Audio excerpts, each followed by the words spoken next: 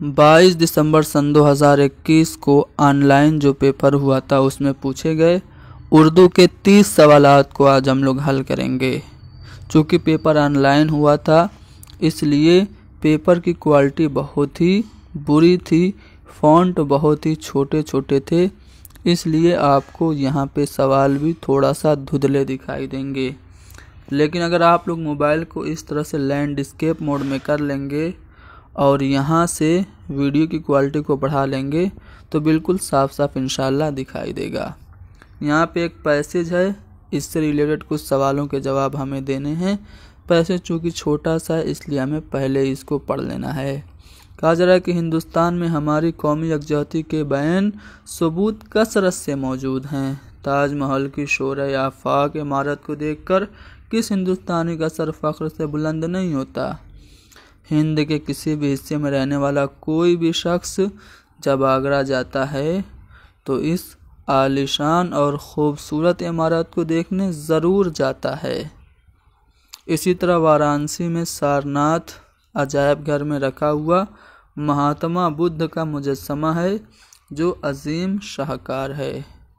इस तरह शाहजहां का तामीर करदा लाल किला है जिस पर हमारा कौमी परचम लहराता है। ऐसी कदीम इमारतों को देखकर लोग उनकी खूबसूरती से लुत्फ़ अंदोज़ होते हैं और क़ल्बी सुकून पाते हैं, दिल का सुकून पाते हैं। हिंदुस्तान की हर आवाज़ और हिंदुस्तान के लोगों की दिलों की धड़कन पुकार पुकार कर ऐलान करती है कि हम सब एक ही तो हैं। ये था पैसेज। अब चलो इससे रिलेटेड सवाल देखो। पहला सवाल आपका है इमारत की जमा, ठीक है। इमारत की जमा इमारात होती है, ठीक है। इमारत की जमा इमारात होती है, लेकिन इमारात आप देखेंगे तो ऑप्शन में ऐसे लिखा है, ये वाला गलत हो गया।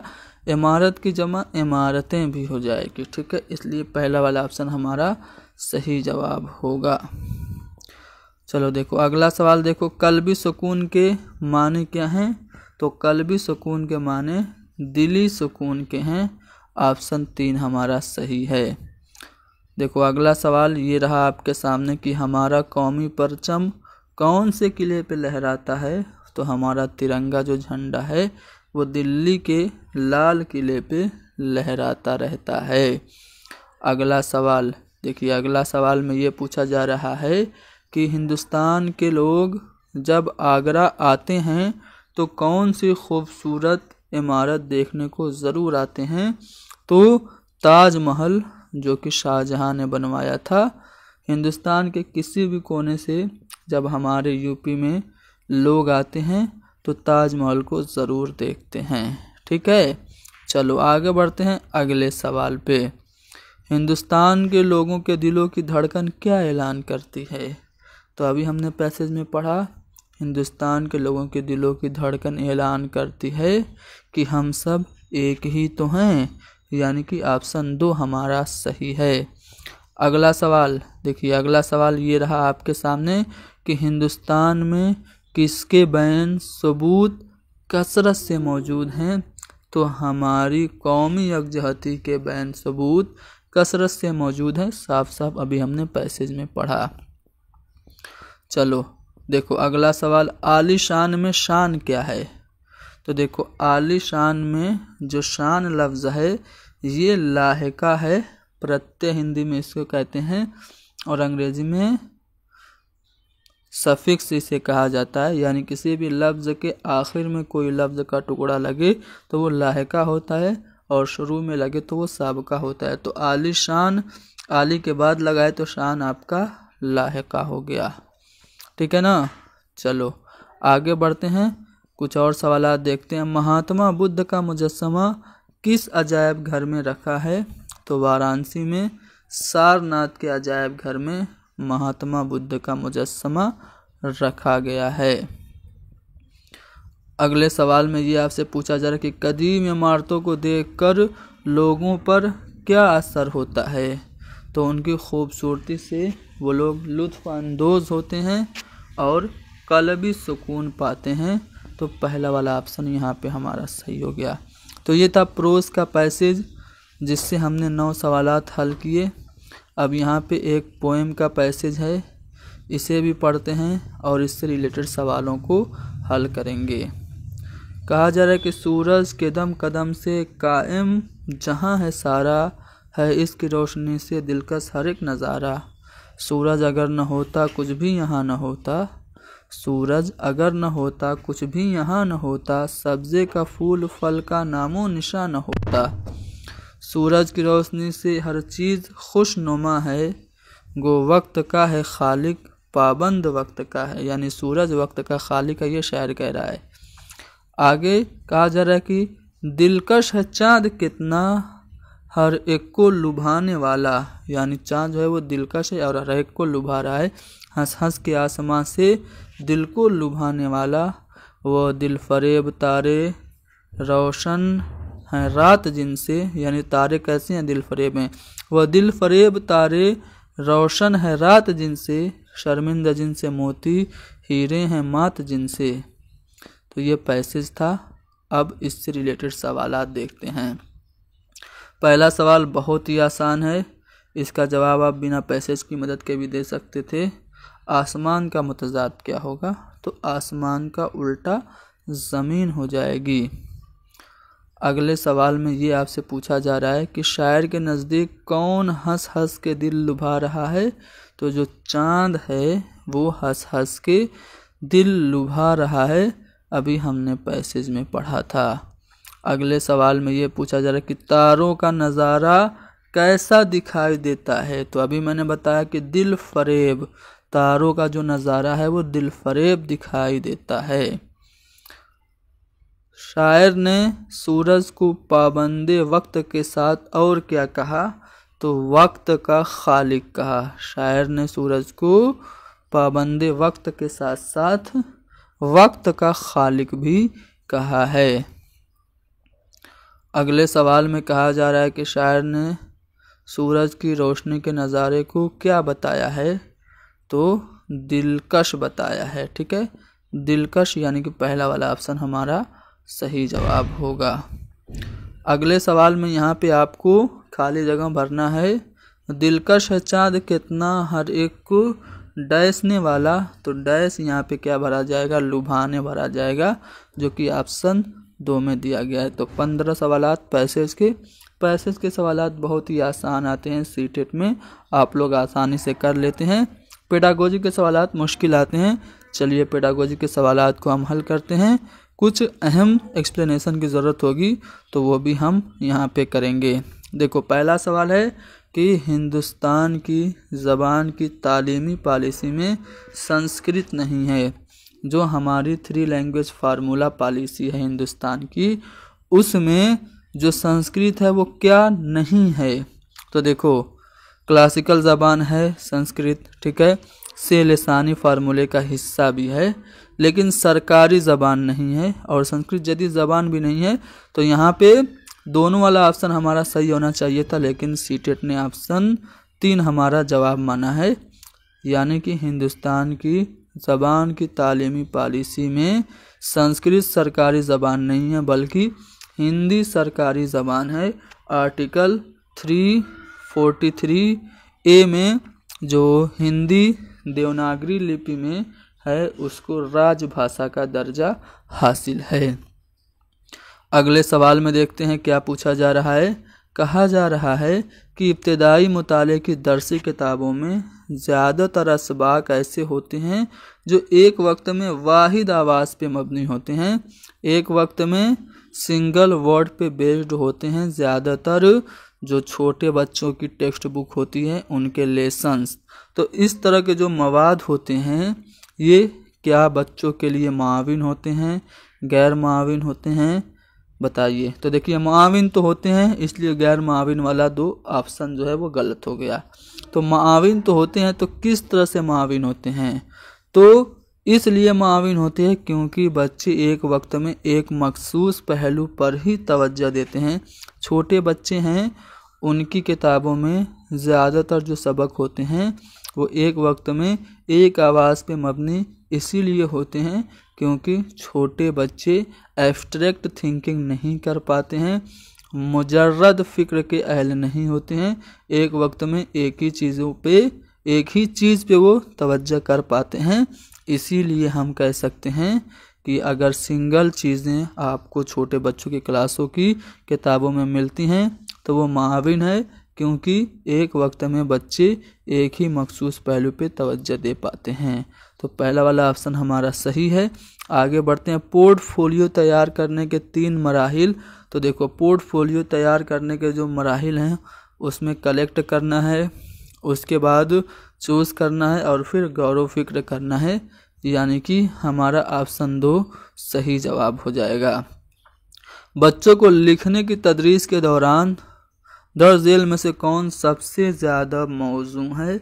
आप चाहते हैं कि बच्चों की राइटिंग स्किल अच्छी हो, आप बच्चों को राइटिंग की टीचिंग कराएं, तो इनमें से कौन सा तरीका सबसे ज़्यादा मुनासिब होगा? पहला ऑप्शन है कि बच्चों से कहा जाए कि वो ज़बान के हरूफ तहज्जी यानी कि अल्फ़ाबेट्स लिखें, या फिर लिखावट को बेहतर बनाने के लिए, हैंड राइटिंग को बेहतर बनाने के लिए एक ही सेंटेंस को बार बार लिखने के लिए कहा जाए, या फिर उन्हें ख़यालात और नज़रियात कलमबंद करने का मौका फराहम किया जाए। तो जी हाँ दोस्तों, अगर आप चाहते हैं कि आपके बच्चे की राइटिंग स्किल डेवलप हो तो आप बच्चों को सेल्फ उसका जो आइडिया है और जो उसकी सेल्फ की फीलिंग्स है उनको अभिव्यक्त करने की, एक्सप्रेस करने की अपॉर्चुनिटीज़ दीजिए। इस तरह से जब बच्चा अपने ख़यालात और नज़रियात को ख़ुद से लिखेगा तो उसकी राइटिंग स्किल डेवलप होगी, यानी ऑप्शन 3 हमारा सही जवाब होगा। अपने तलबा के लिए अदब अतफ़ाल मुंतखब करने का सबसे अहम पहलू क्या होगा? एज ए टीचर सोचिए, आप एक बच्चे के लिए कोई लिटरेचर सेलेक्ट करना चाहते हैं, तो इनमें से कौन सी खसूसियत उस लिटरेचर की होगी? क्या वो आसान ज़बान में हो, या फिर ऐसे मुसन्निफ़ या शायर का हो जो मशहूर हो, या फिर बच्चों की सतह, बच्चों के लेवल, बच्चों के स्तर और उनकी दिलचस्पी, उनके रुचि और इंटरेस्ट के मुताबिक हो, या फिर हिंदुस्तानी सकाफ़त में जो इंडियन कल्चर है उसमें मिला घुला हो। तो चिल्ड्रेन लिटरेचर सिलेक्ट करने के लिए जो इम्पोर्टेंट फैक्टर होना चाहिए वो यही होना चाहिए कि बच्चों के मेंटल लेवल के अकॉर्डिंग हो और उनके इंटरेस्ट के अकॉर्डिंग हो, यानी कि ऑप्शन 3 हमारा सही जवाब होगा। पढ़ने में नीचे से ऊपर यानी कि बॉटम अप अप्रोच किस पे जोर देता है? तो बॉटम अप अप्रोच यानी सबसे नीचे से, जो सबसे छोटी चीज़ है उसे पहले सेलेक्ट कीजिए, फिर उससे बड़ी, फिर उससे बड़ी, फिर सबसे बड़ी। तो अगर आप देखेंगे तो सबसे छोटा आपका क्या होता है? लेटर होता है, उसके बाद सिलेबल होता है, उसके बाद वर्ड होता है, उसके बाद सेंटेंस होता है, उसके बाद आप सेंटेंस से स्टोरीज बनाते हैं, फिर आप उससे और ऊपर जाते हैं तो आप पोइट्री या पोएम पढ़ाते हैं। तो इस तरह से अगर आप देखें तो सबसे पहले लेटर्स यानी कि हर्फ आएंगे, फिर रुकन यानी कि सिलेबल्स आएंगे, उसके बाद वर्ड्स यानी कि लफ्ज़ आएंगे, फिर सेंटेंस आएंगे। तो ये जो तरीका होगा आपका बॉटम अप अप्रोच होगा, यानी कि नीचे से ऊपर का नज़रिया होगा। तो ऑप्शन बी हमारा सही होगा। बुलंद ख़ानी, कहानी सुनाना, मुबाहसे और बातचीत ये किसकी मिसाल हैं? तो जब आप बुलंद ख़ानी करते हैं, आप कहानी सुनाते हैं, आप डिस्कशन करते हैं, तो बच्चे गौर से सुनते हैं, तो ये बगौर समाअत की मिसालें हैं। कहानी सुनाना, मुबाहसा करना और बातचीत करना। चलो, ज़बान की आमोजिश में महारत हासिल करने के लिए झैल में से कौन ज़रूरी नहीं है? तो देखो, दुरुस्तगी यानी कि एक्यूरेसी इम्पोर्टेंट है, रवानी यानी कि फ्लुएंसी भी ज़रूरी है और वैलिडिटी भी ज़रूरी है, ठीक है।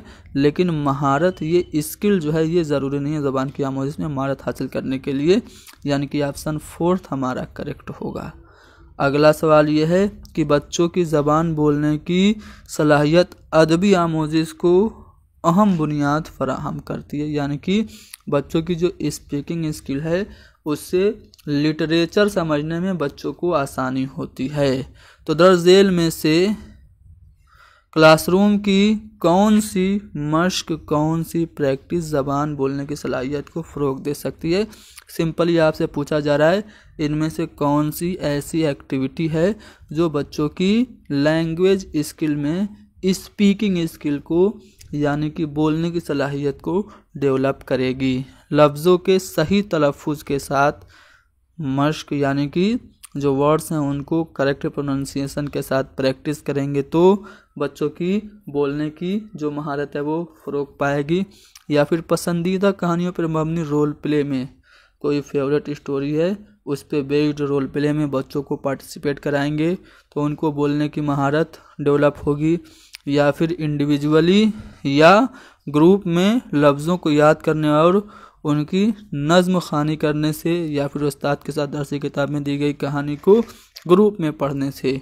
तो पसंदीदा कहानियों पर मबनी रोल प्ले में बच्चों को शामिल करके ज़बान बोलने की सलाहियत को फ़रोग दिया जा सकता है। चलो एक और क्वेश्चन देखो।